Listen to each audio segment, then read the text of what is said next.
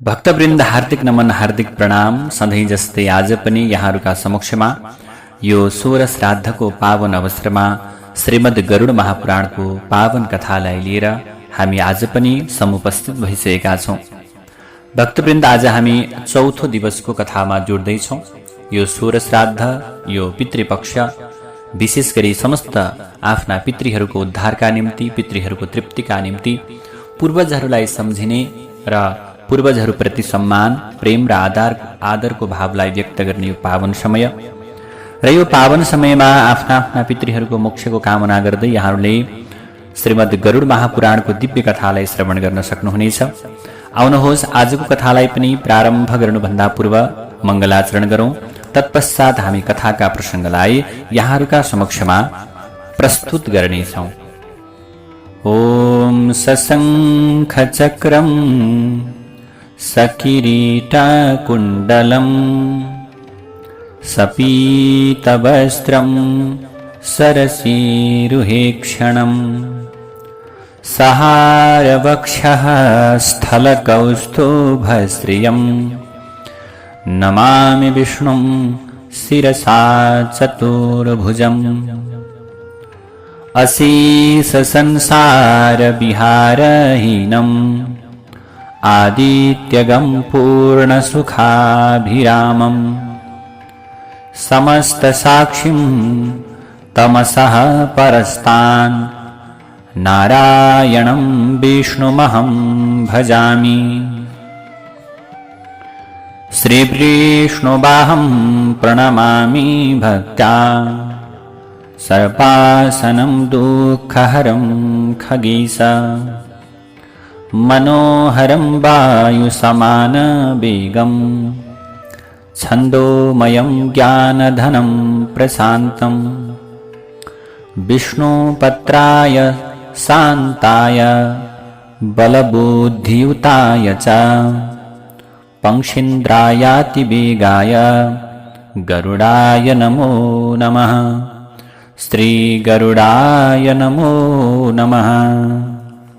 पितॄन्नमस्ये निवसन्ति साक्षात् ये देवलोकेऽथ महीतले वा तथान्तरिक्षे च सुरारी पूज्याः ते मे प्रतीक्षन्तु मनोपनीतम्। यसरी श्रीमद् गरुड महापुराणका कथालाई अगाडि बढाउँदै जाने क्रममा अब भगवान हरिले सूर्य आदिको स्थितिको मानका विषयमा बताउनुभयो। सूर्य भगवान जो सूर्य स्थित हुनुहुन्छ, सूर्यको व्यूहका विषयमा बताउनुभयो। भगवान हरिले भन्नुहुन्छ, वक्षे प्रमाण संस्थाने सूर्यादीनां शृणुष्व मे योजनानां सहस्राणि भास्करस्य रथो नवः। हरिले बताउनुभयो अब चाहिँ सूर्य आदिका स्थितिको मान बताउँछु, ध्यानपूर्वक सुन। सूर्य त्यो रथ 9000 योजनको रहेको छ। हे वृषभध्वज, ईशादण्ड यसभन्दा दोब्बर ठुलो हुन्छ। 1 करोड र आधा तथा योजन ठुलो यो रथको 70 लाख योजन ठुलो अक्ष छ र त्यही पाङ्रो अडिएको छ सूर्यको। 3 नाभि, 5 अर, 6वटा नेमी भएको नखिने, एक पटकमा वर्ष पूरा गर्ने कालचक्रको अवस्था रहेको छ। 40,000 योजन लामो विवस्वानको दोस्रो अक्ष चल्छ र अरू अक्षहरू 5,500 योजन लामा छन्। अक्ष जति नै आधा युगका दुईतर्फका भागहरू हुन्छन्। रस्व अक्ष युगको आधा हुन्छ। रथका ध्रुवाको आधार पनि त्यही हो। त्यो रथको दोस्रो चक्र चाहिँ मानसाचलमा रहेको हुन्छ। गायत्री, बृहति, उष्णिक, जगति, त्रिष्टुप, अनुष्टुप, पंक्ति, रविका यति छन्दहरू नै सूर्यका 7वटा घोडा हुन् भनेर बताइएको छ। सूर्यका जो 7वटा घोडाहरू छन् तिनै हुन्। चैत्र मासमा सूर्य धाता, अप्सरा, ऋतुस्थला, ऋषि पुलस्त्य, नाग, वासुकी, ग्रामणी, रथकृत, राक्षसेति, गन्धर्व, तुम्बुरु हुन्छन्। अब वैशाखमा सूर्यका रथमा के हुन्छन् भने अर्यमा, पुलह, रथौजा, पुञ्जिका, स्थला, प्रहेती, कच्छनीर, नारद यति सबै वैशाखमा सूर्यका रथमा हुन्छन्। भगवान सूर्यको रथमा जेठ नाम गरेको महिनामा मित्र, अत्रि, तक्षक, रक्ष, पौरुषेय, मेनका, हाहा, रथस्पन यति सबै जेठ महिनामा भानुका अर्थात् सूर्यका रथमा रहन्छन्। त्यस्तै गरेर वरुण, वसिष्ठ, रम्भा, सहजन्या, कुहु, बुध, रथचित्र, शुक्र यी सबै आषाढ महिनामा सूर्यका रथमा बस्दछन्। त्यस्तै गरेर इन्द्र, विश्वावसु, स्रोत, ऐलापत्र, अंगिरा, प्रलोम्चा, नभसर्प यी सबै के हुन्छन्? अर्कसँग हुन्छन् श्रावण महिनामा। विवस्वान, उग्रसेन, भृगु, पूरण, अनुलोम्चा, शङ्खपाल, व्याघ्र यी सबै भदौ महिनाको सूर्यको रथमा रहन्छन्। अब यसरी हरेक महिनामा सूर्य एक एक राशिमा सर्दै जानुहुन्छ। पुषा, सुरुचि, धाता, गौतम, धनञ्जय, सुशेषण, घृताची आश्विन महिनामा रविसँग सूर्यसँग निवास गर्दछन्। अब कार्तिक महिनामा चाहिँ विश्वावसु, भरद्वाज, पर्जन्य, ऐरावत, विश्वाजी, सेनजित यी सबै कार्तिकका आधिकारिक रथमा बस्ने यी प्रकारका व्यक्तिहरू हुन् भनेर बताउनुभयो। अंशु, काश्यप, ताक्ष, महापद्म, उर्वशी, चित्रसेन, विद्युत यी सबै मङ्सिर महिनामा सूर्यको रथमा रहन्छन्। ऋतु, भर्ग, उर्णायुष, फूर्ज, कर्कोटक, अरिष्टनेमी, पूर्वचित्ती, बरा, अप्सरा यी सबै पुष महिनामा भास्करको मण्डलमा रहेका हुन्छन्, त्यो रथमा रहेका हुन्छन्।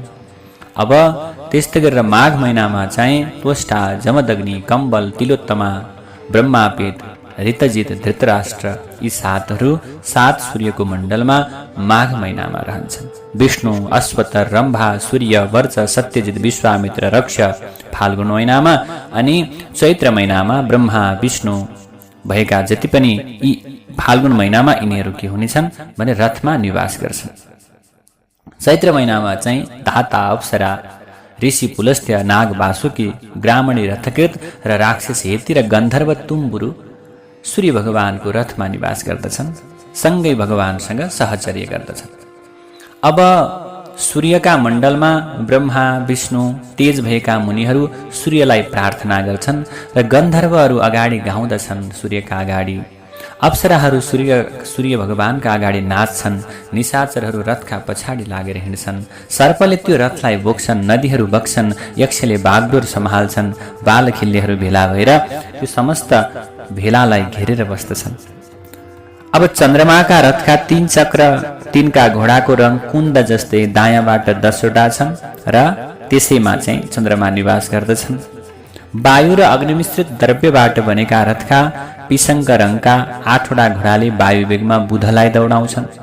विशेष बलिया काठले बनेको पृथ्वीमा उत्पन्न घोडा नारिएको र तर्कस एवं पताका सहितको शुक्रको रथ रहन्छ। शुक्रको पनि आफ्नै रथ छ। अब त्यस्तै गरेर मङ्गलको आफ्नो रथ छ। भूमिपुत्रको रथ पनि अत्यन्त खारिएको सुन जस्तै उज्यालो छ। सुनौलो अग्निबाट उत्पन्न 8वटा राता घोडा भएको पद्मराग मणि जस्तै मङ्गलको रथ रहेको छ। अब 8वटा पाण्डर रङका घोडाद्वारा सुनौलो रथमा बृहस्पति बसिरहनु भएको हुन्छ। आकाशबाट उत्पन्न सबल अश्वहरू जोडेको रथमा बसेर मन्द गति भएका मन्दगामी नामका शनिश्चर ढिलोसँग हिँड्छन्। उनी शनिश्चर ढिलोसँग के गर्छन्? यात्रा गर्दछन्। अब सौरभानुका 8वटा के छन्? भमरू रङका घोडा र धुस्रे रथ छन्। एकपटक जोडेपछि सधैँ नबिसाइकन बोकिरहन्छन्। अब केतुका पनि उस्तै प्रकारका छन्। 8वटा घोडा वायु वेगका छन्। हिलो र धुवाको वर्णका रथ लाहाको रङ भएको छ। द्वीप, नदी, अद्री, समुद्र जति पनि यी हरिका सबै के हुन्? विराट स्वरूप हुन्। यसरी प्रत्येक ग्रहहरूका आफ्ना आफ्ना रथहरू छन्। तिनीहरू आफ्नै रथमा निवास गरेर संसारको जुन समय छ त्यसमा परिवर्तन गरिरहने यो संसारमा परिभ्रमण गरिरहन्छन्। अब भगवानले बताउनु भएको यो दिव्य कथालाई जो गरुड महापुराणको कथा छ, अब ज्योतिषका विषयमा बताउनुहुन्छ। सुतजी महाराजले पनि 88,000 ऋषिहरूलाई भन्नुहुन्छ, प्रभु यो संसारमा यी ग्रहहरू यसरी घुम्दछन्। यी ग्रहहरूले त जसलाई पनि असर गर्दछ। प्रत्येक ग्रहले कसैलाई राम्रो गर्छन्, कसैलाई असर गर्छन्। त्यसैले कहिले ग्रहहरू अनुकूल हुन्छन्, कहिले प्रतिकूल हुन्छन्। तर पनि विद्वान व्यक्तिले कहिल्यै पनि आफूलाई ढलमल गर्नु हुँदैन, आफूलाई चिन्ताले ग्रस्त गराउनु हुँदैन। सुतजी महाराजले 88,000 ऋषिहरूलाई बताउनुहुन्छ। ज्योतिष चक्र र धरतीको मान बताइसकेपछि भगवान केशवले 4 लाख ज्योतिषको सर्वप्रदाता सार रुद्र भगवानलाई सुनाउनुभयो। ज्योतिषमा के छन् त भने 4 लाख भन्दा बढी श्लोकहरू छन्। त्यति प्रामाणिक प्रकारका श्लोकहरूमध्ये केही सार बताउने भगवान हरिले के गर्नुभयो, चेष्टा गर्नुभयो। भगवान हरिले भन्नुहुन्छ, कृत्तिकाको देवता अग्नि, रोहिणीका ब्रह्म, इलवलका सोम र रुद्रलाई आर्द्राका देवता भनिन्छ। पुनर्वसु यो नक्षत्रका आदित्य, तिष्य नक्षत्रका गुरु देवता, अश्लेषाका सर्प देवता र मघा नक्षत्रका पितृदेवता हुन्। अब भाग्य पूर्व फाल्गुनीको, अर्यमा उत्तर फाल्गुनीको, हस्ताको सविता र चित्राको तोष्टा देवता भनेर भनिएको छ। प्रत्येक नक्षत्रका आफ्ना आफ्ना देवताहरू हुनुहुन्छ। स्वाति नक्षत्रका वायु देवता हुनुहुन्छ। स्वाति च वायुदैवत्या नक्षत्रम परिकीर्तितम, इन्द्राग्नि देवता प्रोक्ता विशाखा वृषभध्वज। विशाखाका स्वाति वायुका देवता अनि इन्द्राग्नि देवता विशाखाका हुनुहुन्छ। अनुराधाको मित्र, ज्येष्ठाको शक्र, मूलको निऋति देवता भनेर बताइएको छ। उत्तरषाढा नक्षत्रका विश्वदेव, पूर्वषाढा नक्षत्रका आप, अभिजितका ब्रह्मा र श्रवणका विष्णु भगवान हुनुहुन्छ। वसु नक्षत्रका देवता वसु, जो देवता धनिष्ठा भनेर जान्ने, धनिष्ठाका देवता वसु देवता भन्ने प्रकारको वचन शास्त्रमा पाइन्छ। र शतभिषा नक्षत्रका देवता तथा शतभिषा प्रोक्तम नक्षत्रम वारुणम शिव देवता वरुण हुन्। पूर्व भाद्रपदाको अजपाद, उत्तर भाद्रपदाको अहिर्बुध्य, रेवतीको पुषा, अश्विनीको देवता अश्विनी कुमार र भरणी नक्षत्रका देवता भनेर यमलाई बताइएको छ। अब यहाँ तिथिहरू पनि के हुन्छन्, तिथिहरूमा पनि विभिन्न प्रकारको शक्ति छ। जस्तै प्रतिपदा र नवमी तिथिमा ब्राह्मणी पूर्वमा रहन्छन्, द्वितीया र दशमी तिथिमा माहेश्वरी उत्तरमा रहन्छन्। प्रत्येक तिथिलाई पनि त देवीले रक्षा गर्नु हुँदो रहेछ। पञ्चमी र त्रयोदशीमा दक्षिणमा बाराही रहन्छन्। षष्ठी र चतुर्दशीमा पश्चिममा इन्द्राणी हुन्छन्। सप्तमी र पूर्णिमामा वायु दिशामा चामुण्डा, अष्टमी र अमावस्यामा ईशानमा महालक्ष्मी, एकादशी र तृतीयामा अग्निकोणमा वैष्णवी र द्वादशी र चतुर्थीमा नैऋत्यमा कौमारी र योगिनी सम्मुखमा परेको बेला गमन आदिको काम गर्नु हुँदैन। यो ज्योतिषको चक्र अनुसार बताउनु। कुन समयमा यात्रा गर्ने, सम्मुखमा चन्द्रमा पारेर हिँड्नुपर्छ, दाहिने चन्द्रमा पारेर हिँड्नुपर्छ भन्ने हामीले यो ज्योतिषको नियम मान्दै आइरहेका छौँ। अथवा हामीलाई यात्रा कहिले गर्ने होला त भनेर हामीले उपयुक्त समय हेरेर मात्र यात्रा गर्छौँ। यो प्रकारको कुरा बताउनु। अब यहाँ अश्विनी, रेवती, मृगशिरा, मूल, पुनर्वसु, पुष्या, हस्ता, ज्येष्ठा यी नक्षत्रमा यात्रा गर्नु राम्रो हुन्छ भनेर बताउनु हो। अब नयाँ कपडा कहिले लगाउने त? हस्ता आदि 5 नक्षत्र, 3वटा उत्तरा, अश्विनी, रोहिणी, पुष्य, धनिष्ठा र पुनर्वसु नक्षत्रमा यो गण वस्त्र लगाउनका निम्ति उत्तम प्रकारको समय हो। यस्ता धेरै प्रकारका कुराहरू छन्। कुन नक्षत्रमा के गर्ने? अब पोखरी, तलाउ, इनार, भूमि खनजोत कहिले गर्ने, घाँसको काम कहिले गर्ने, अब देवताको मन्दिर कहिले बनाउने, भूमि कहिले खन्ने आदि इत्यादि विषयमा बताउनु भयो। अब गणित, ज्योतिष आरम्भ कहिले गर्ने, खानीको सुरुङमा कहिले पस्ने, यस्ता प्रकारका मुहुर्त बताउनु भयो। अब रेवती, अश्विनी, चित्रा, स्वाति, हस्ता, पुनर्वसु, अनुराधा, मृगशिरा र ज्येष्ठा यिनीहरू पार्श्वमुखी भनेर भनिन्छ। हात्ती, ऊँट, घोडा हैन आदि इत्यादि बिउ छर्ने काम, यिनीहरूलाई लालन पालन गर्ने काम यो समयमा गर्दा राम्रो हुन्छ भनेर बताइएको छ। पाङ्ग्रा बनाउने, यन्त्र बनाउने, रथ चलाउने, नौका खियाउने, गाईलाई पालन पोषण, गाई ल्याउने आदि कामहरू पनि यिनीहरूमा गर्नुपर्छ। गाईलाई के गर्ने? गाईलाई विभिन्न प्रकारले घाँस खुवाउने अथवा गाईको लालन पालन गर्ने यी कर्म यो समयमा गर्नु भन्ने पनि पाइन्छ। अब यहाँ धेरै प्रकारका कुराहरू छन्। चतुर्थी, षष्ठी, अष्टमी, अब यी प्रकारका नवमी, औँसी, पूर्णिमा, द्वादशी र चतुर्दशी यिनीहरूमा अन्य कामहरू अशुभ भनेर बताउनु भयो।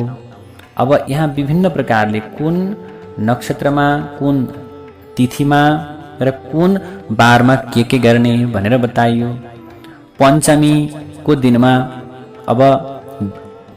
दिनमा बिहीबार, षष्ठीको दिनमा मङ्गलबार, र शुक्रले, सप्तमी सोमपुत्रले र अष्टमी कुज र भास्करले श्रेष्ठ हुन्छन् भनेर बताउनुभयो। चन्द्रबारले, सोमबारले नवमी, गुरुबारले दशमी शुभ हुन्छन्, गुरुबारले एकादशी शुद्ध हुन्छन्, द्वादशी पनि बुधबारले शुद्ध हुन्छन् भनेर बताउनुभयो। अब यहाँ धेरै प्रकारका कुरा गर्नुभयो।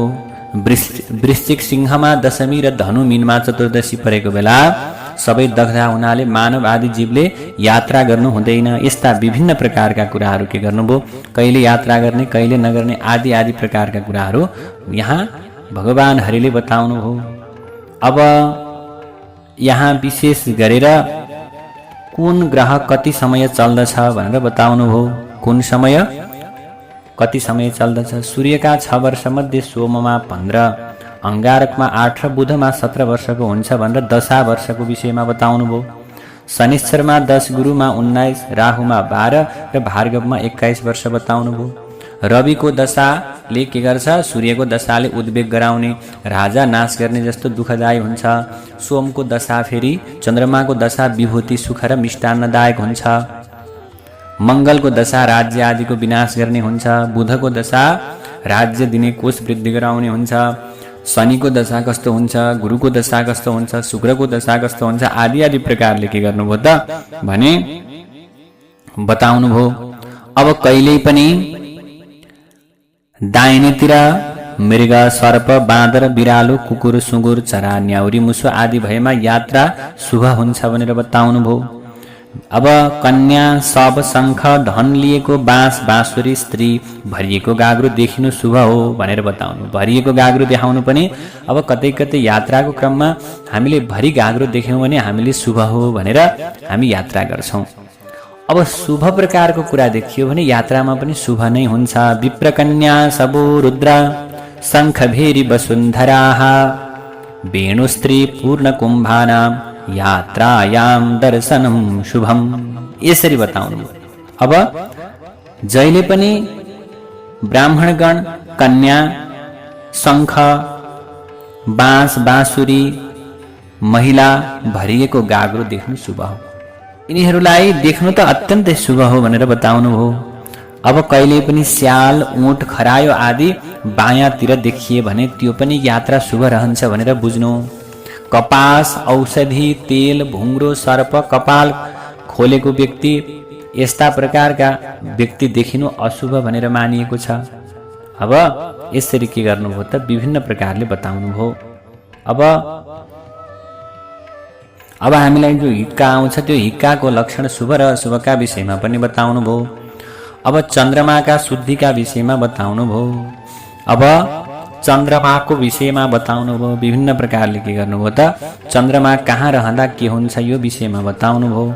त्यस्तै गरेर राशि र लग्नका विषयमा, ज्योतिषका विषयमा अत्यन्त धेरै सुन्दर प्रकारको व्याख्या गर्नुभयो।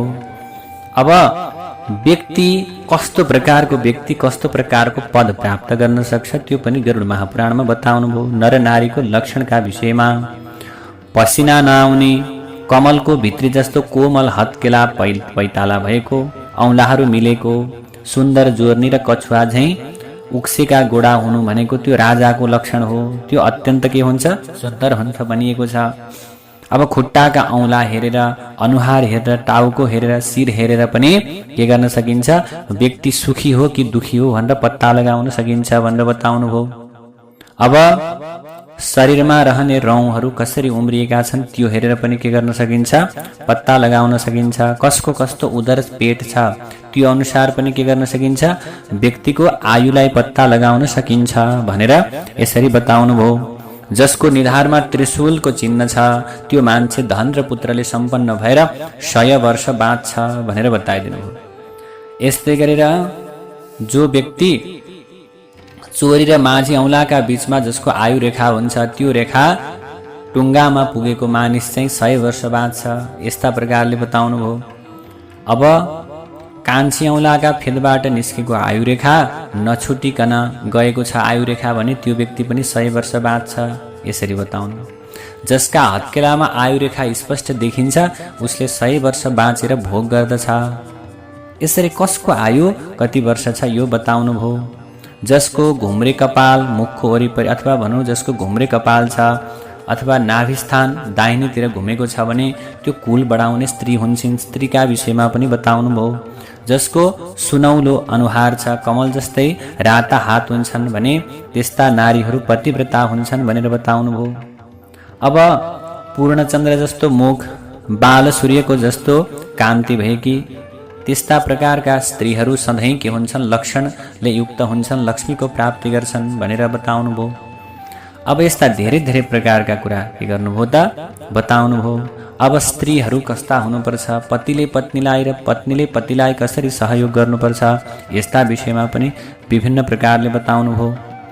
अब स्त्री चाहिँ काम गर्ने बेलामा मन्त्रीले जस्तो सहयोग गर्ने बेलामा साथी जस्तो हुने र माया गर्ने बेलामा अभिभावक जस्तो हुनुपर्छ, यस्ता प्रकारले बताउनुभयो।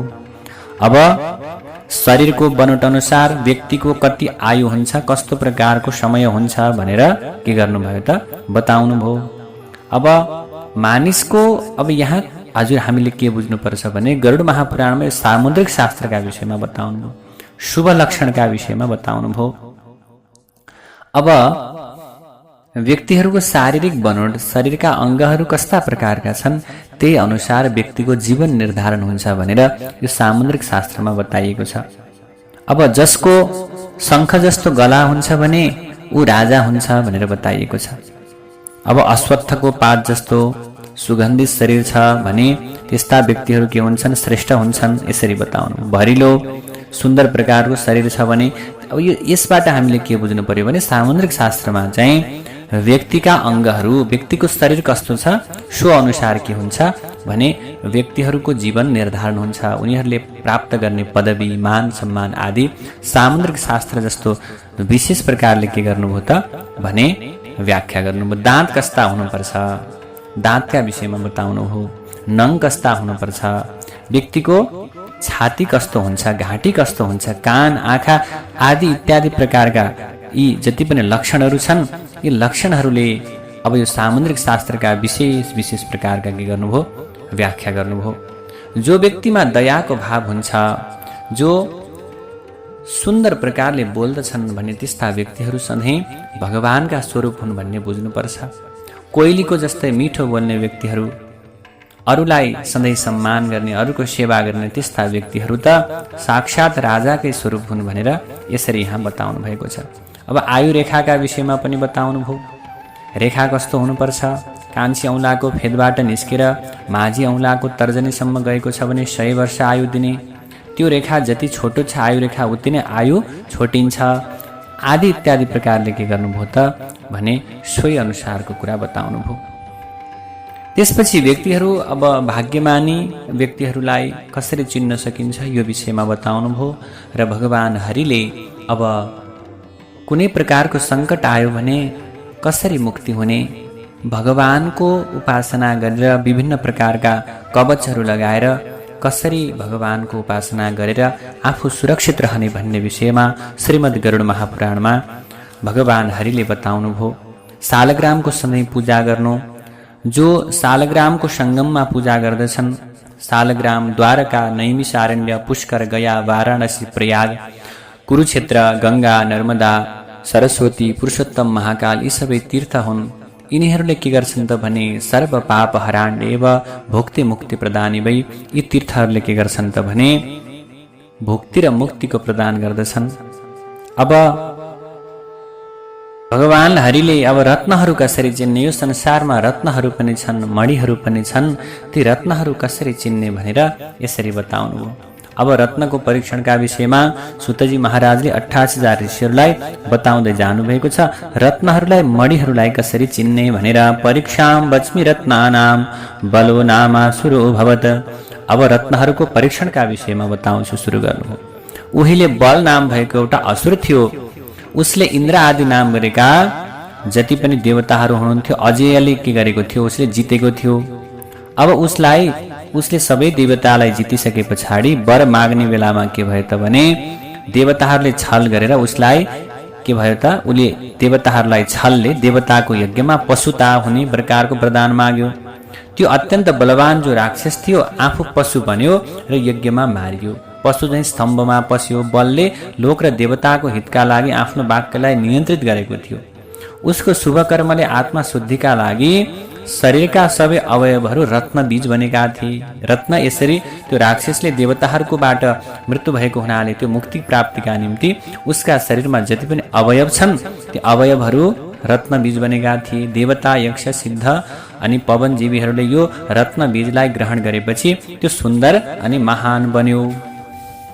अब तिनीहरू आकाशमा वेगपूर्वक उडिरहेको बेला जहाँ जहाँ ती तेजहरू खसे त्यहाँ त्यहाँ कुनै न कुनै रत्नको बीज उत्पन्न भयो। समुद्र, नदी, पर्वत, जङ्गल आदि स्थानमा गौरवले गर्दा ती आधा स्थानमा उनै उनैको के भयो, खानी बन्न थाल्यो। ती रत्नहरू आफ्नो आफ्नो विशेष गुणका कारण विष, सर्प, व्याधि नाश गर्ने, पाप मेटाउने पनि बनेर निस्के। यसरी रत्नहरूको उत्पत्ति भयो। यसरी राक्षसलाई छलपूर्वक देवताहरूले रत्नको रूपमा के गर्नुभयो, परिणत गर्नुभयो। नाम थियो त्यो राक्षसको बल। बल नामको असुर थियो। उसले इन्द्रादि देवताहरूलाई हराइदियो। अब कसैले पनि कुनै पनि देवी देवताले त्यो बल नाम गरेको राक्षसलाई जित्नै सकेनन्। तब देवतागणहरू अब कुनै पनि प्रकारले पराजित गर्न नसकिसके पछाडि एक दिन छलका कारण छलपूर्वक यज्ञ अनुष्ठान गरेर त्यो बलासुरलाई यज्ञको पशु बनाए देवताहरूले। यसरी छल गरेर जब के भयो त त्यो बल नाम गरेको जो असुर थियो उसलाई यज्ञको पशु बनाइयो र ऊ पनि जो बलासुर थियो ऊ पनि प्रतिज्ञामा बद्ध भयो। तब यज्ञको पशुका रूपमा उसको देह अर्पण भयो र उसलाई बलि नाम गरेको जो बल छ, जो बल नाम गरेको असुर बलासुर, उसलाई चाहिँ के गरियो, उसको देहको उत्सर्ग गरियो। त्यो बेला चाहिँ के भयो त उसले देवलोक प्राप्त गर्यो। त्यो पुण्यका प्रभावबाट त्यो बलासुरको जुन शरीर थियो त्यसबाट विभिन्न प्रकारका अवयवहरू रत्नहरू बन्न थाले र रत्नको उत्पत्तिबाट देवता, यक्ष, सिद्ध, नाग सबैको उपकार भयो। र देवता के गर्नुभयो त भने देवताहरूले विमानमा बसेर त्यो बलासुर नाम गरेको दैत्यको मृत देहलाई लिएर आकाश मार्गमा विचरण गर्न थाल्नुभयो र उसको त्यो आकाश मार्गमा विचरण गर्ने बेलामा त्यो विमानबाट उसका शरीर खण्डित भएर टुक्राहरू पृथ्वीमा गिर्न थाले र त्यो बलासुरको देहबाट खण्ड खण्ड भएर समुद्र, नदी, पर्वत, कानन आदि आदि प्रकारका पर्वतहरूमा गिर्न थाले र जहाँ जहाँ त्यो बलासुर नाम गरेको दैत्यको शरीर गिर्न थाल्यो त्यहाँ त्यहाँ रत्नका भण्डारहरू बने। विविध प्रकारका रत्नहरू उत्पन्न भए। कोही विषको पीडालाई हरण गर्ने, कोही राक्षस, सर्प आदिका भयबाट छुटाउने, कसैले पाप हरण गर्ने, कोही गुणविहीन रत्नहरू पनि निस्के। अब रत्न गुण ज्ञाता विद्वानहरूले हीरा, मोती, मणि, पद्मराग, मरकत, नीलम, वैदुर्य, पुखराज, कर्कोटक, पुलक, कपिल, स्फटिक, प्रवाल नाना यी विविध प्रकारका रत्नहरूको संग्रह गर्नुभयो। रत्नका पारखी व्यक्तिहरूले यी रत्नहरूको आकार, रङ, गुण, दोष, फलको परीक्षा गर्नका निम्ति र त्यो परीक्षा गरेर ती रत्नहरूको मूल्यको निश्चित गर्नुभयो। अब यहाँ रत्नको परीक्षणका विषयमा बताउनुहुन्छ। खराब लग्नमा र अशुभ दिनमा जुन जुन रत्नहरूको उत्पत्ति भए ती सबै गुणहरूले हीन भए, दोषहरूले युक्त भए। जो शुभाभिलाषी राजाहरू रत्नको परीक्षण गर्ने बेलामा त्यो धारणलाई के गरे, रत्नहरूलाई धारण गरेर विभिन्न प्रकारका कुराहरूलाई अनुमान गर्न थाले। जो दक्ष परीक्षक छन् तिनीहरूले त्यो रत्नको मूल्यलाई निर्धारण गरे। जुन मणिको प्रभा उज्जवल छ त्यसलाई हीरा भनेर भनिन्छ हैन। पहिला हीरा रत्नको परीक्षण भयो। इन्द्रविजयी बलासुरले त्यो अस्थिकण नाम गरेको पृथ्वीमा जहाँ जहाँ उसका त्यो अस्थि, उसको शरीरका टुक्राहरू गिरे त्यहाँ त्यहाँ विभिन्न रङका हीराको उत्पन्न भयो। हिमालय, मातङ्ग पर्वत, सौराष्ट्र, पुण्ड्र, कलिङ्ग देश, कोशल देश, यी सौवीर देश, यिनीहरूमा 8वटा ठाउँमा के भयो त हीराको खानी छ भनेर यसरी बताइयो। अब हिमालयको हीरा ताम्र वर्णको छ, बेन्डवा तटको हीरा शशि पर्व वर्णको, सौवीरको हीरा चाहिँ नीलो वर्णको अनि नीलो वर्ण अथवा मेघ वर्णको आभाले युक्त छ। सौराष्ट्र देशको हीरा ताम्र वर्णको छ। कलिङ्ग देशको हीरा सुवर्ण जस्तो चम्किलो मनोहर कान्तिवाला छ भनेर बताइयो। कोशल देशको हीरा पहेँलो, पौण्ड देशको हीरा कालो, मतङ्ग देशको हीरा पहेँलो छ। त्यही भएर जो छोटो समुज्जल समान रङ भएको रेखा बिन्दु कलङ्क चिन्ह नभएको त्यस्तो प्रकारको मणि दोष अथवा त्यसमा चाहिँ त्यस्तो प्रकारको मणिलाई वर्जित मानिएको छ। अब त्यस्तो प्रकारको तीक्ष्ण अत्यन्त तेज हीरा परमाणु सानो भए पनि देखिन्छ भनेर देवताहरूले के गर्नुभयो, यसको परीक्षण गर्नुभयो। अब हीराको रङ अनुसार के हुन्छ भने देवताको स्थान पनि निश्चित भयो। वर्ण दृष्टिको अनुसार हीराको जाति र विभागको पनि वर्णन गरियो, त्यो अनुसारको विभाग गरियो। हरियो रङको हीरालाई भगवान हरि, सेतो वर्णको हीरालाई भगवान वरुण, पहेँलो वर्णको हीरालाई इन्द्र र पिङ्गल वर्णको जो अग्नि जस्तो वर्णको छ उसलाई अग्नि, कालो वर्णको यम, ताम्र वर्णको वायु भनेर मानियो। र यो जुन प्रकारको रङ छ मणिहरूको ती रङ अनुसार देवताहरूलाई निश्चित गरियो। अब यी मणिहरू कसले लगाउने यो प्रकारले पनि के गर्नुभयो, व्याख्या गर्नुभयो।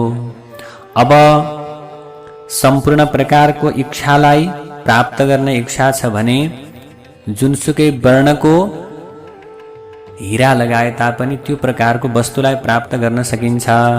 सर्वगुण हीरा धारण गर्न सकिन्छ। त्यसैले राजाले, राज्यको नेतृत्व गर्ने व्यक्तिले जस्तो सुकै वर्णको सबै प्रकारको अभिलाषा पूर्ण गर्ने हीरालाई धारण गर्न सक्दछन् भनेर बताइयो।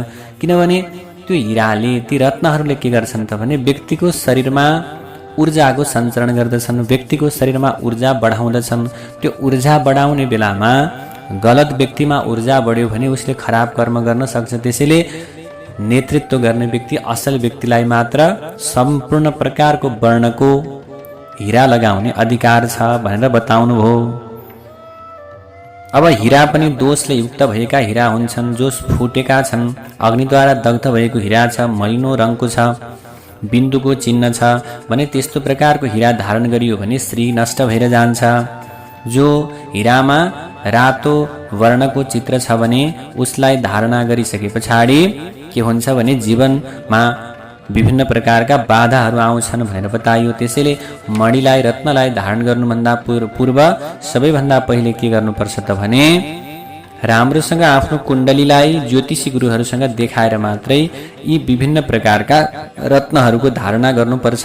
यसरी के गरिएको छ, श्रीमद् गरुड महापुराणमा विभिन्न प्रकारका रत्नका विषयमा बताउनु भयो। यसरी अब मुक्ता नाम गरेको के छ, मणिका विषयमा पनि बताउनु भयो। मुक्ता नाम गरेको रत्न। अब मुक्ताको कस्तो प्रकारको के छ अथवा मुक्ताका विभिन्न प्रकारका फाइदाहरू के छन् भनेर बताइयो। अब यो मुक्ता नाम गरेको मणि हात्ती, बादल, बँदेल, शङ्ख, माछा, सर्प, सिपी र बाँसमा मोतीका रूपमा बसेको हुन्छ। रत्न चिन्नेहरूले तिनीहरूमध्ये सिपीबाट उत्पन्न एउटा मात्रै छेड्न सकिने हुँदा रत्नका स्थानमा राख्न सकिन्छ भनेर भन्दछन्। बाँस, हात्ती, माछा आदिबाट उत्पन्न भएको मुक्ता नाम गरेको मणि त्यो चमकका हिसाबले प्रभावहीन हुन्छ, तर पनि मङ्गलकारी हुने हुँदा उसको राम्रो प्रशंसा गरिएको छ।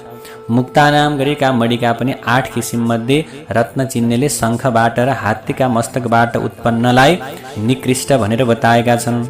आफ्नो उत्पन्न स्थान जस्तै रङको धेरै कोण भएको शङ्खको, त्यो शङ्खबाट उत्पन्न भएको मुक्ता र हात्तीबाट उत्पन्न पहेँलो रङको मुक्तालाई प्रभावहीन भनिएको छ। यसरी मुक्ता नाम गरेको मणिका विषयमा पनि के गरियो, विभिन्न प्रकारले बताइयो। अब त्यस्तै गरी पद्मराग नाम गरेको मणि, त्यो महासुरको महाशयको उत्तम रत्नबीज अस्त्रिक लिएर अत्यन्त निलो आकाशमा जानका निम्ति प्रवेश गरेको र पद्मराग मणि त्यहाँबाट उत्पत्ति भएको यो विषयमा बताइयो। त्यस्तै गरेर मरकत नाम गरेको मणि, यसको विषयमा पनि बताइयो। जब त्यो असुरको के भएको थियो, शरीरबाट विभिन्न प्रकारका कुराहरू गिरिरहेका थिए, त्यही बेलामा त्यो दानवराज बलासुरको पित्तलाई लिएर नागराज वासुकी छिटो छिटो आकाशमा उड्न थाल्नुभयो। अब आकाशमा उडिसकेपछि त्यो पित्तलाई नागराजले 2 भाग गरिदिनु भयो। जाँदै जाँदै गर्दा त्यो मणिको प्रभावले गर्दा आकाशमा के भयो, एउटा प्रभाको उत्पत्ति भयो। त्यही बेलामा पक्षीराज गरुड आफ्नो पङ्ख फैलाएर, आफ्ना पखेटा फैलाएर त्यो स्वर्ग र मर्त्यलोकको मार्गमा गएर नागराजको गतिलाई रोक्ने प्रयास गर्नुभयो र त्यो उसको हातमा भएको जो पित्त छ त्यो मणिलाई त्यो पित्तलाई हरण गर्ने प्रयास गर्नुभयो।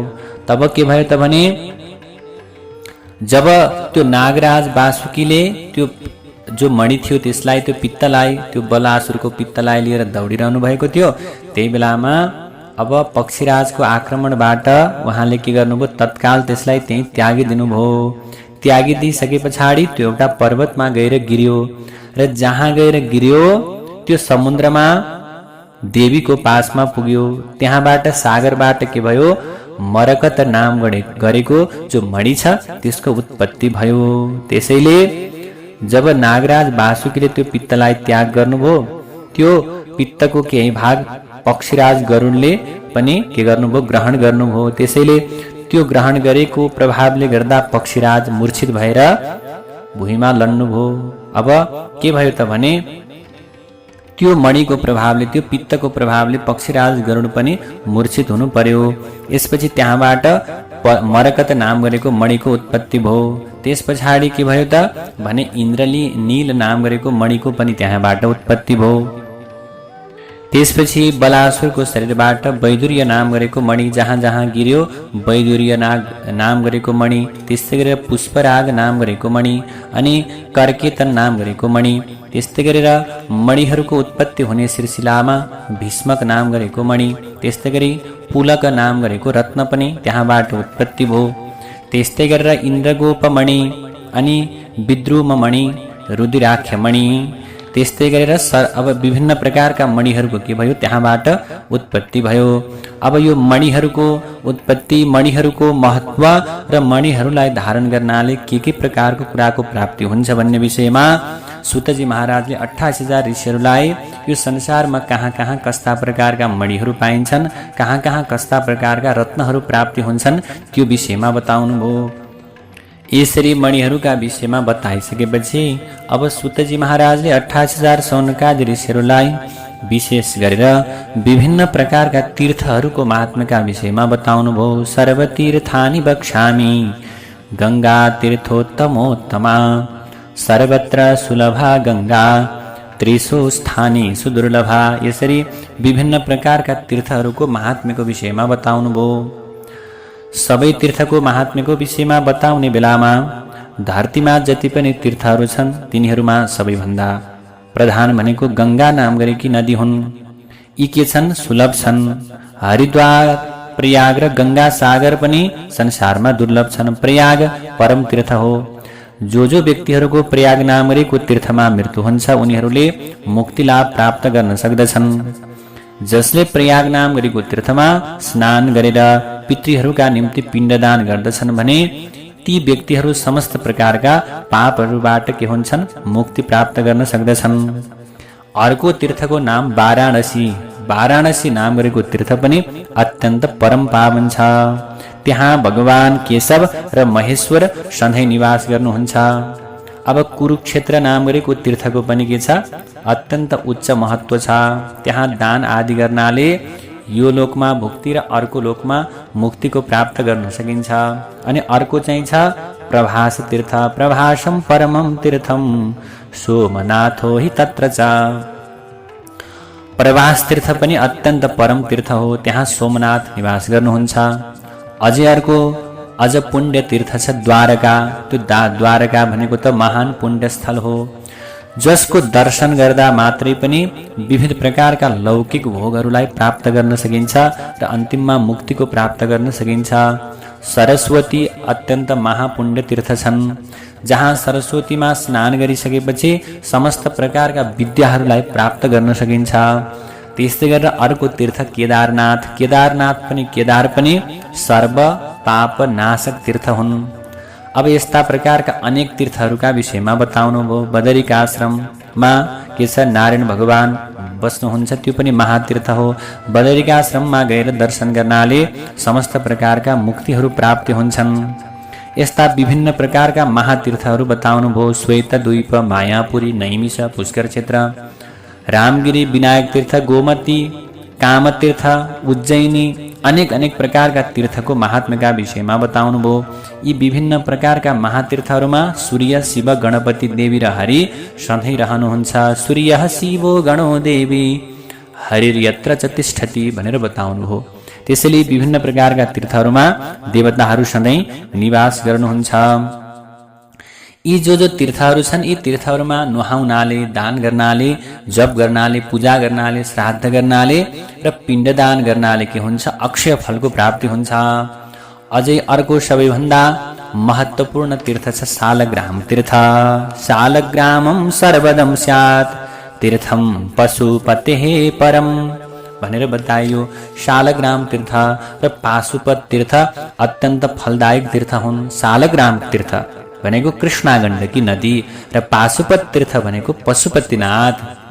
र यी प्रकारका तीर्थहरूमा जसले के गर्छन् भने आनन्दसँग पिण्डदान गर्दछन्, स्नान गर्दछन्, दान गर्दछन् भने त्यहाँ गरेको दान, त्यहाँ गरेको पिण्डदान, त्यहाँ गरेको स्नानले पनि समस्त प्रकारका भुक्ति र मुक्तिको प्राप्ति गर्न सकिन्छ भनेर यसरी विभिन्न प्रकारका तीर्थहरूका विषयमा बताउनु भयो। अब नन्दी नाम गरेको तीर्थका विषयमा बताउनु भयो। नन्दी नाम गरेको तीर्थमा स्नान गर्नाले करोडौं तीर्थको फल प्राप्त गर्न सकिन्छ। कृष्णावेणी, भीमरथा, गण्डकी, इरावती, बिन्दुसर तीर्थ, विष्णुपादोदक रूपी बिन्दु तीर्थ यी महापुण्य तीर्थ हुन् भनेर बताउनु भयो। एतेषु स्नान दानानि श्राद्धं पिण्डमथाक्षयं सर्वा नद्यः सर्वशैलाः तीर्थं देवादिसेवितं। यी जति पनि तीर्थहरूका विषयमा बताउनु भयो। यी समस्त प्रकारका तीर्थहरूमा स्नान गर्नाले, दान गर्नाले, श्राद्ध गर्नाले, तर्पण गर्नाले र पिण्डदान गर्नाले के हुन्छ? अक्षय फलको प्राप्ति हुन्छ। सम्पूर्ण प्रकारका पहाडहरू र नदीहरू नै तीर्थ हुन्। यी सबै के छन्? देवतागणहरूद्वारा पनि सेवित छन्। त्यसैले जो देवतागणद्वारा सेवित स्थान छन् ती सबै के हुन्? तीर्थ हुन् भनेर बुझ्नु पर्यो। अब रङ्गजीको पनि व्याख्या गर्नुभयो। भगवान श्रीहरि विराजमान रहने कारणले श्री रङ्गपत्तन पनि महातीर्थ हुनुहुन्छ। तापी, महानदी, सप्तगोदावरी, कोणगिरी यिनीहरूलाई महातीर्थ भनेर भनिन्छ। अब कोणगिरीको पनि यस्तो प्रकारको महिमा छ जहाँ लक्ष्मी नदी रूपले विद्यमान रहनुहुन्छ। अब सह्य नाम गरेको पर्वतमा पनि एकवीर नाम गरेको महातीर्थ छ जहाँ भगवती के गर्नुहुन्छ? नित्य निवास गर्नुहुन्छ। गङ्गाद्वार, कुचावर्त, विन्ध्य पहाड, कनखल, नीलगिरी नामक यी महातीर्थमा जसले स्नान गर्दछन्, जसले नुहाउँछन् उसले संसारमा फेरि जन्म लिनु पर्दैन, उसको मुक्ति हुन्छ भनेर बताउनु भयो। यी बताइएका तीर्थहरू भन्दा पनि अझ धेरै तीर्थहरू संसारमा छन्। ती तीर्थहरूमा गरेको दान आदि इत्यादि प्रकारको जो कर्म छ त्यो कर्मले के हुन्छ? सधैँ भुक्ति र मुक्तिको प्राप्ति गर्न सकिन्छ भनेर विभिन्न प्रकारका महातीर्थहरूको विषयमा बताउनु भयो। अब यहाँ के गर्नुहुन्छ? जुन जुन प्रकारका तीर्थहरूको वर्णन गर्नुभयो, तीर्थमा स्नान गर्नाले, नदीमा स्नान गर्नाले, तीर्थको दर्शन गर्नाले, जहाँ जहाँ पुण्य स्थलहरू छन् तिनीहरूको दर्शन गर्नाले के हुन्छ त भने ब्रह्मलोकलाई प्राप्त गर्न सकिन्छ। अब आउने अध्यायमा के गर्नुहुन्छ? गया तीर्थको महात्म्यका महत्त्वका विषयमा वर्णन गर्नुभयो।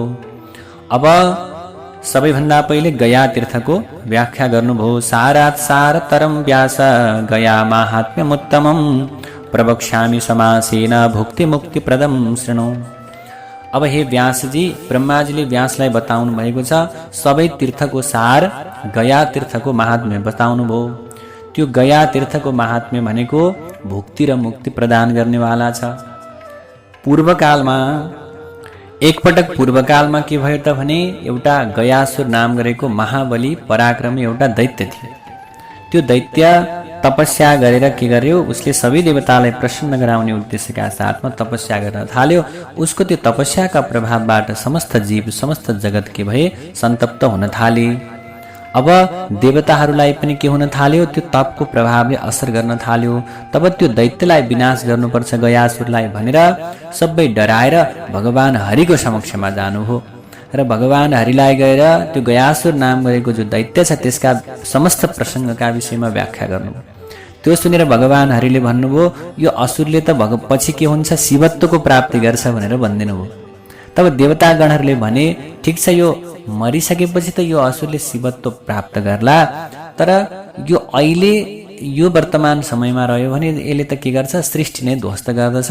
त्यसैले यसको तत्काल विनाश हुन सक्दैन। हे भगवान, हजुरले जसरी हुन्छ यसलाई के गर्नु पर्यो त भने वध गर्नु पर्यो भन्ने सुनिसकेपछि भगवान हरिले के गर्नुभयो, हुन्छ भनेर तथास्तु भनेर वरदान दिनुभयो। देवगणहरूलाई अभयको दान दिनुभयो। र केही समयपछि त्यो गयासुर नाम गरेको दैत्यले भगवान शिवको पूजा गर्नका निम्ति क्षीरसागरमा कमल ल्याएर किकट देशमा के गर्न थाल्यो, रहन थाल्यो। र उसले के गर्न थाल्यो, भगवान शिवको उपासना गर्न थाल्यो। र एकपटक के भयो भने गदाधारी भगवान विष्णुले आफ्नो मायाका कारणले मोहित गरेर उसको वध गरिदिनु भयो। र त्यो दिन भगवान विष्णु के गर्नुभयो, गया क्षेत्रमा निवास गर्नुभयो।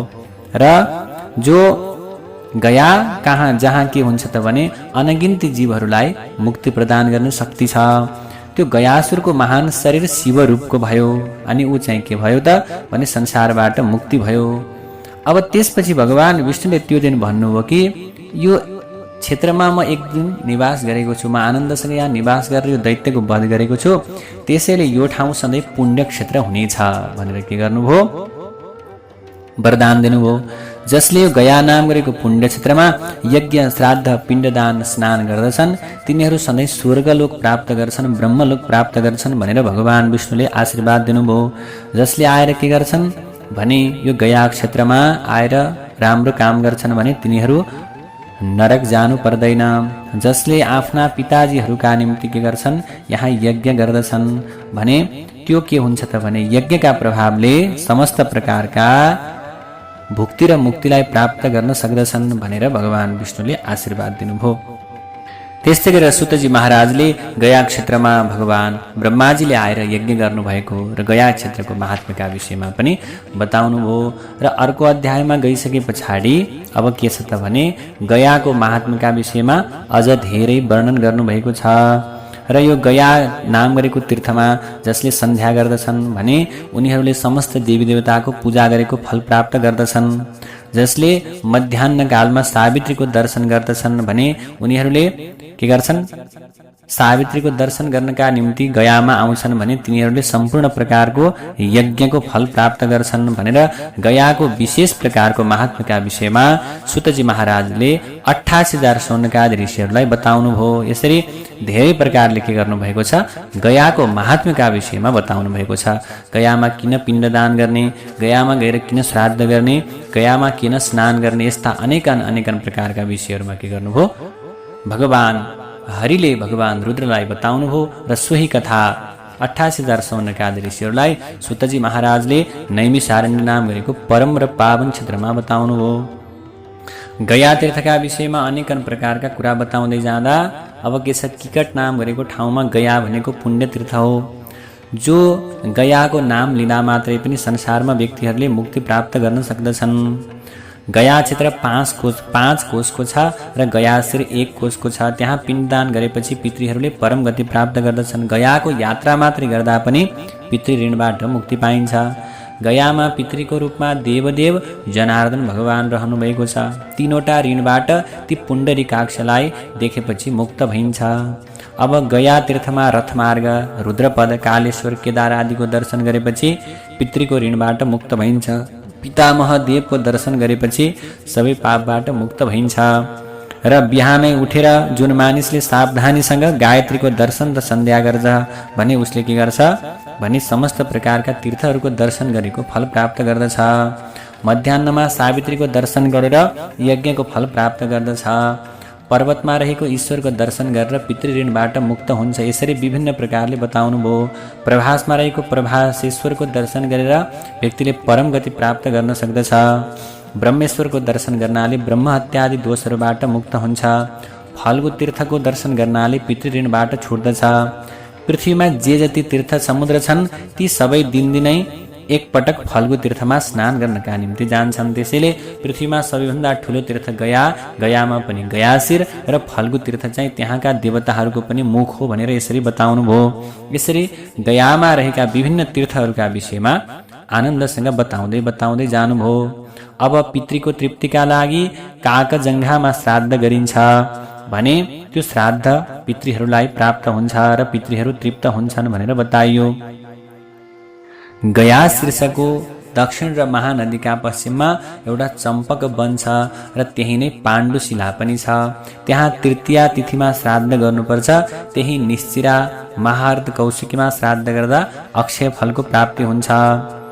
अब बैतरणीका उत्तरमा तृतीया नामको जलाशय छ। त्यहाँ बस्ने क्रौञ्च नाम गरेको पक्षीले श्राद्ध गर्नेका पितृलाई स्वर्गतर्फ लैजान्छ।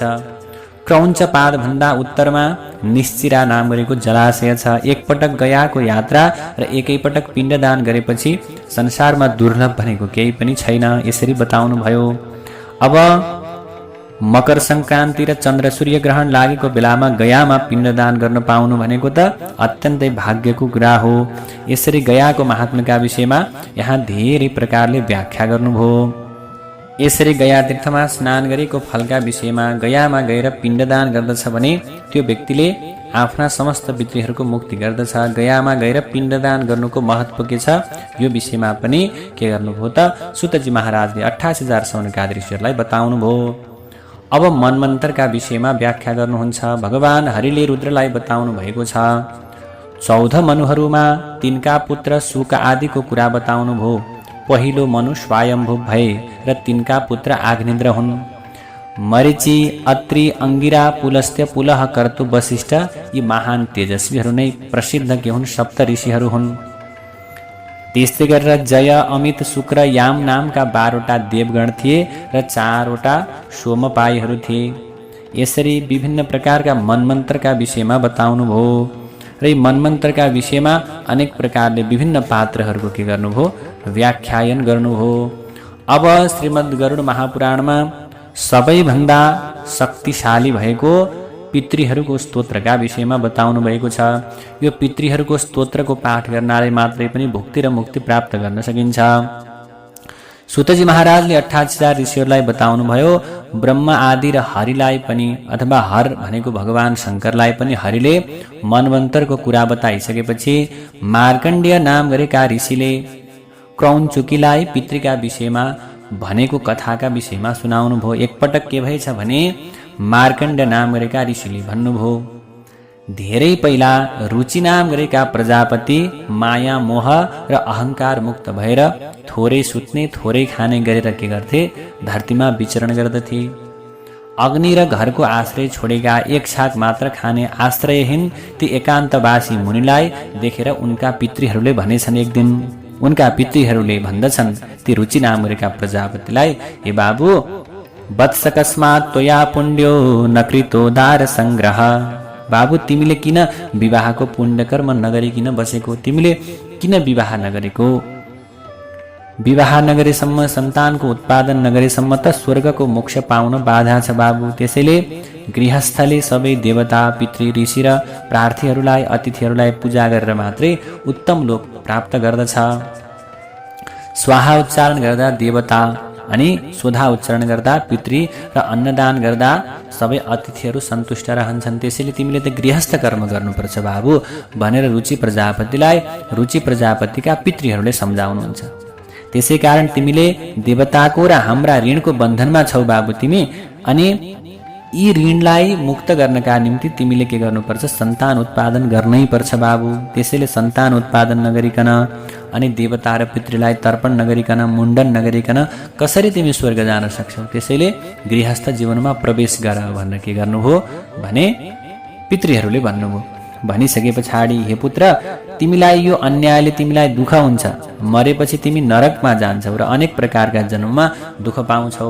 भनिसकेपछि अब रुचिले भन्नुहुन्छ, हे पितृहरू हजुरहरूले भनेको कुरा त ठिक छ, तर घरजम गर्नु अत्यन्त दुःखको कुरा, पापको कुरा, अधोगतिको कुरा हो।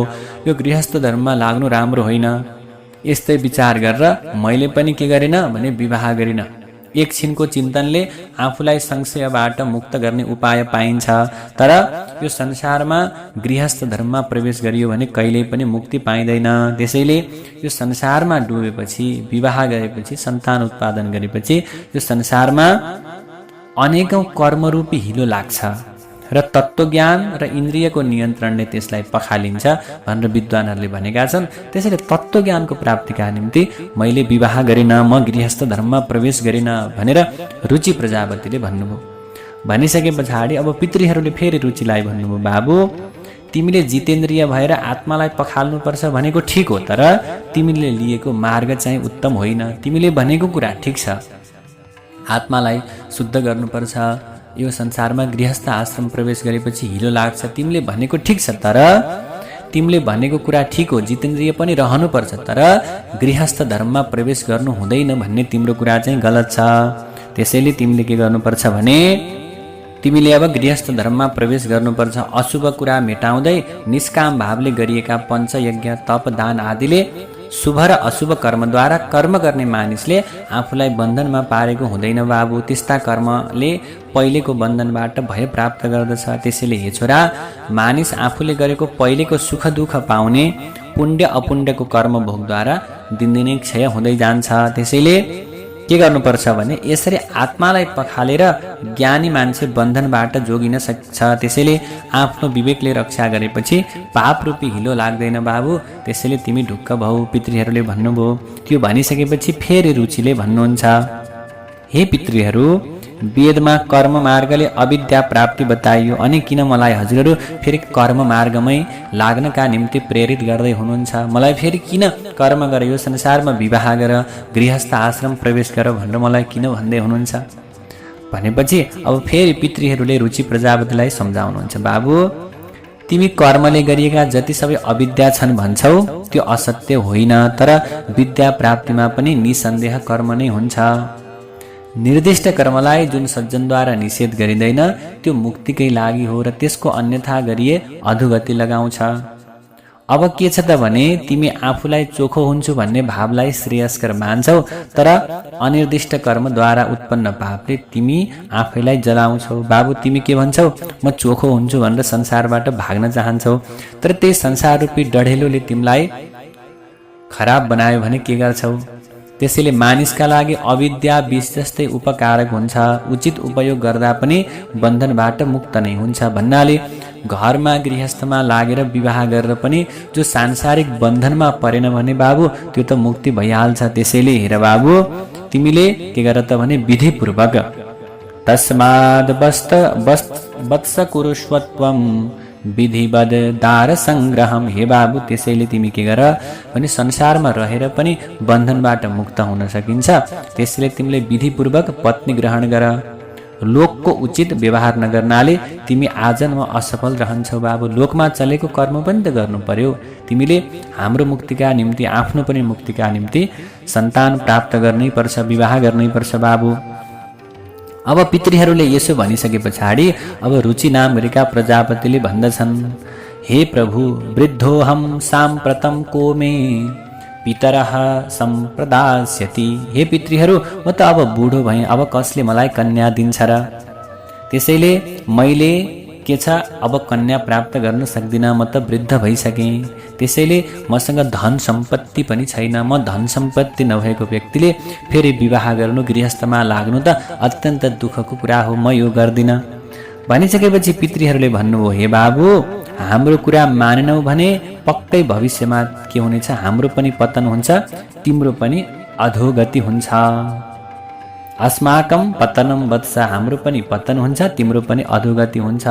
त्यसैले हे बाबु, तिमीले के गर्नुपर्छ भने हामीले भनेको मान्नुपर्छ। यति भनेर ती पितृहरू देख्दा देख्दै हावाले निभाएको दियो झैँ के गरे त्यहाँबाट अदृश्य भएर बाहिर गइसके पछाडि यही कथा मार्कण्डेय नाम गरेका मुनिले क्रौञ्चुकीलाई के गर्नुभयो, रुचि र पितृहरूका बीचमा भएको संवादलाई विस्तारपूर्वक व्याख्या गर्नुभयो। अब ती रुचि नाम गरेका प्रजापतिले विवाह गर्नुभयो कि भएन, अथवा उहाँले कस्तो प्रकारले गृहस्थ धर्मलाई सुरुवात गर्नुभयो भन्ने कथा भने हामीले भोलिको दिनमा सुन्नेछौँ। देवताभ्य पितृभ्यश्च महायोगिभ्यैव च नमः सोहायै सोधायै नित्यमेव नमो नमः।